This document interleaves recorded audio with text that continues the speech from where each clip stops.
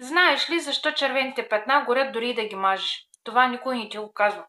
Мисли си, че просто са червени петна по кожата. Никой не ти казва, че те буквално горят отвътре и тялото ти крещи за помощ.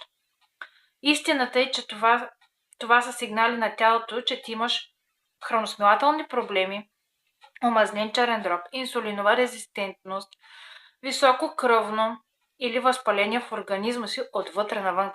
Истината е, че ако не отстраниш проблема отвътре, ти няма да видиш и резултати. Петната по кожата ще се останат. Има натурална топ система, която ти помага да пречистиш черния дроб, да регулираш кръвното, да регулираш инсулиновата резистентност, да подобриш храносмилането и да стопираш възпаленията и да се върнеш баланс. Ако и ти искаш да разбереш за тази топ система, пиши ми в коментари система и аз ще се свържа с теб, за да ти разкажа за нея. Сподели видеото с човек, който има псориазис, дерматит, себорея или червени петна по кожата. Запази го в любими и ме последвай.